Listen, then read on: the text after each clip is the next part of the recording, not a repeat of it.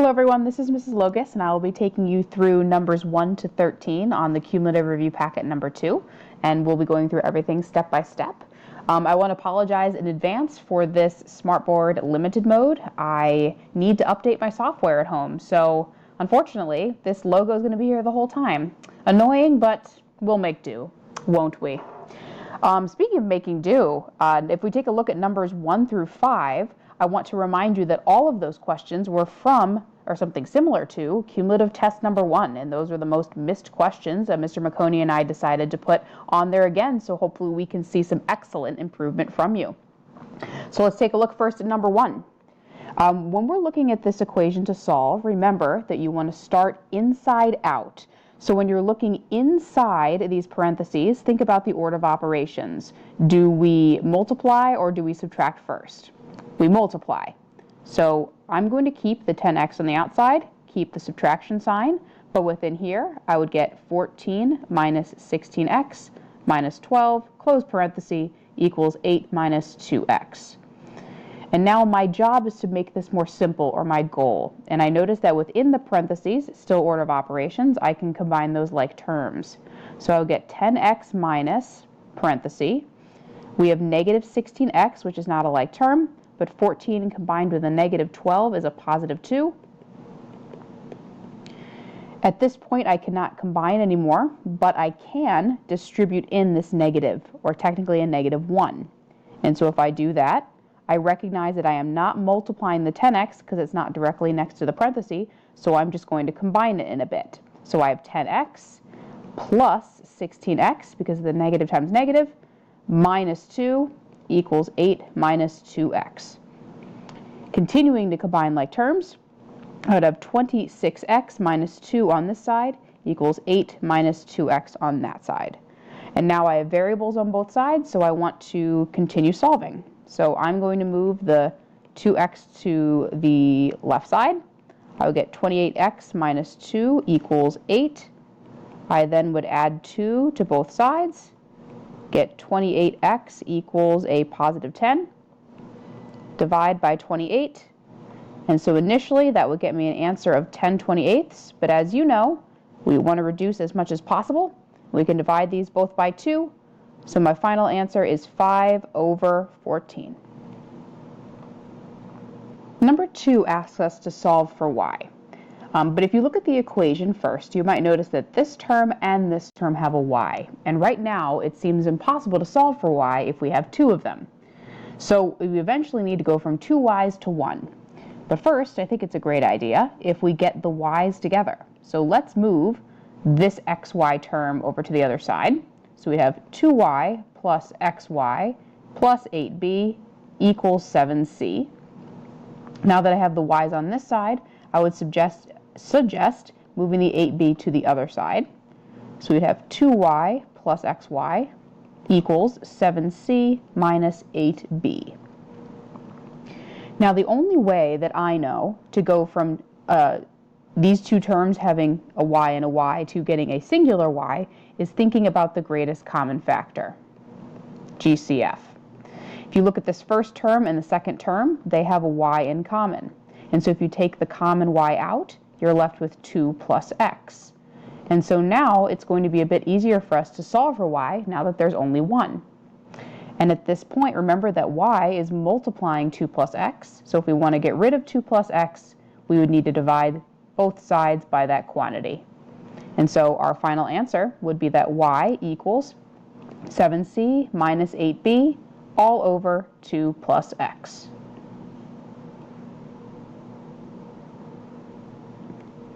Number 3, write the following using interval notation, not inequality notation, because that's already given to us. We want to use interval notation, which has brackets and parentheses.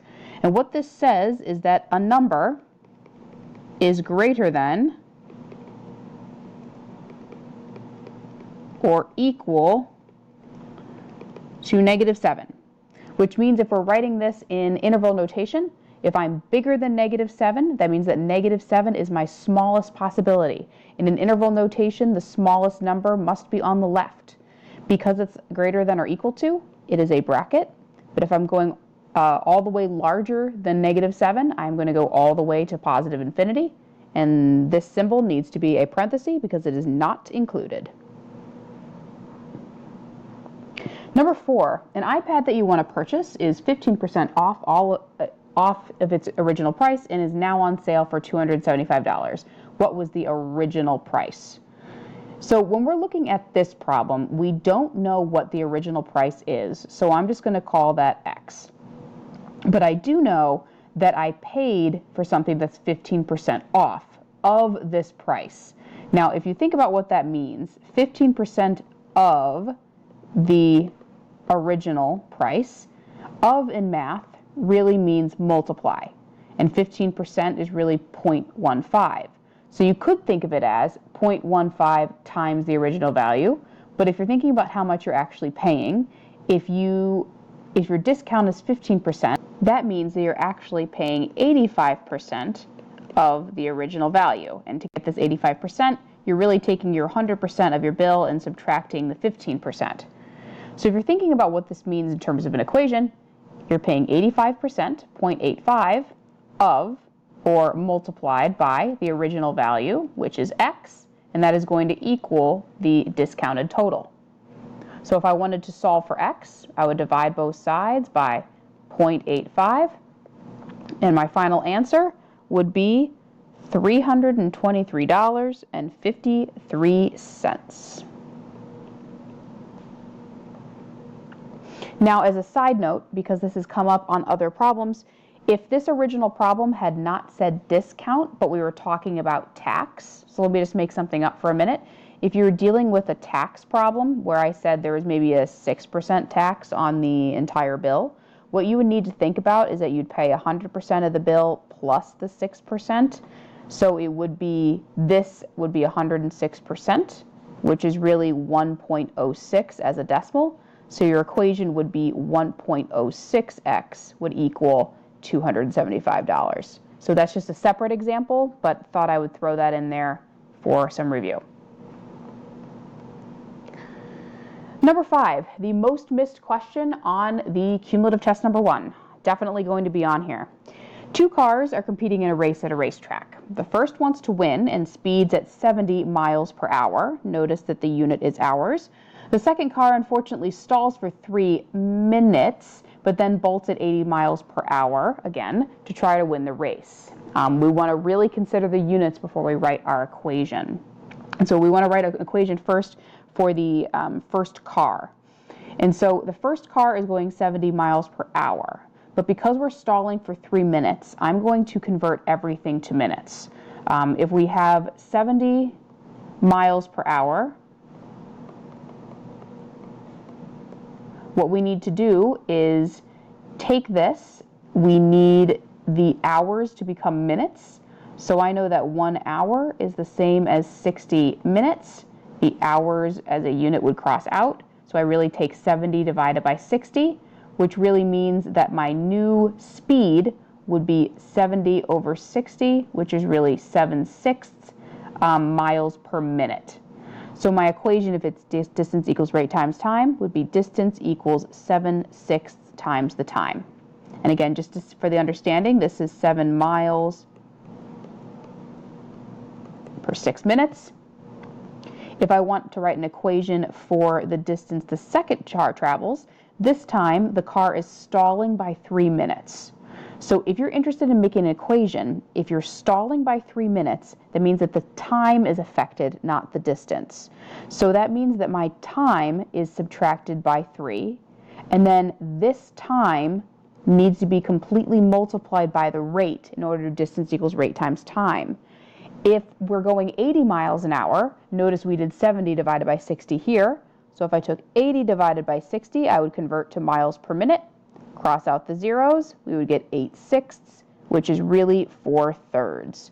So it would be distance equals the rate of 4/3 times the time subtracted by the 3 minutes stalled.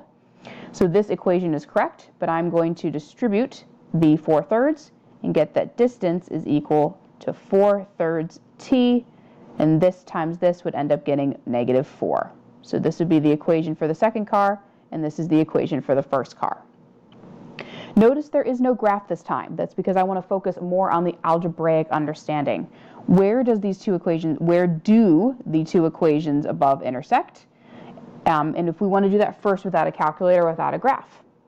Remember, two equations intersecting is saying where do they meet? And if you think graphically, that means where does this equation equal this equation?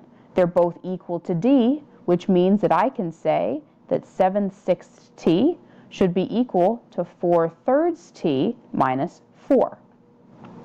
If I want to solve this and I don't want to get rid of the fractions, just for a little review, it does not hurt.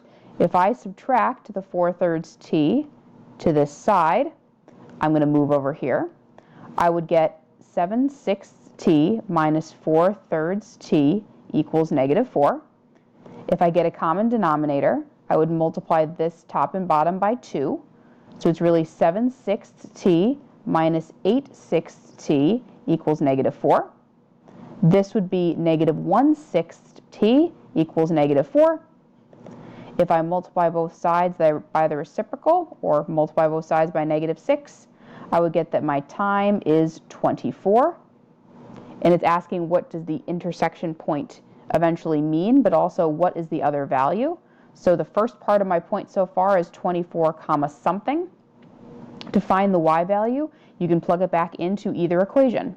I'll just plug it into the first one. D equals 7/6 times t, which is now 24.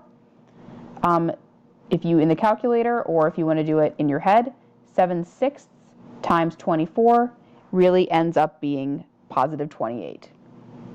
So my point is 24 comma 28 to answer the question.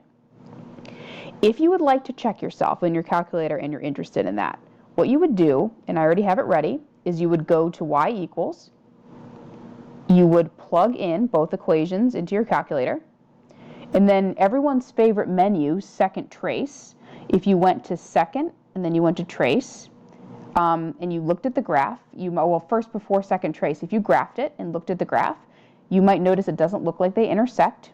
So what you could do is go to zoom, and then you can go to out and press enter. And if you take a look at this, and I'll try to move it down, you notice that there is an intersection point there. So what you could do is go to second, trace, favorite menu, but go to intersect, number 5. First curve or first line, it's asking you to get close enough to what you think the intersection point is on one side. So I'm going to get close to this and press enter. Second curve or line, you want to go to the other side of what you think is the intersection point, maybe about the same distance. Press enter. Tells you to guess. And there we are at 24/28. Same answer we got algebraically. Good to know. Part D, what does this point on the graph where the two equations intersect represent in terms of the problem? Well, t is time, and this d is distance. So after 24 minutes, the two cars meet 28 miles from where they started. I apologize for the sloppiness of my handwriting here. So after 24 minutes, the two cars meet 28 miles from where they started. The last question here, if the race is 26 miles around the racetrack, which car would win? Well, my answer would be car number 1, because car number 1 left first. They do not meet until 28 miles after, so if the race is 26 miles, this car is always in the lead. So I'm going to write a note. Do not meet until mile 28. So car number 1 has to be the winner. Last question we'll do on this one. How can you determine if a relationship or anything or a graph is a function? If every x value goes with just one y value. Let me give you some examples. Vertical line test style. This would be a function because as many vertical lines as you draw, there's never an x value that goes with more than one y value. However, if I drew a parabola on its side, this would not be a function because it hits the graph more than once, or this x value goes with two y values. I will start number 7 on the next video. Thank you.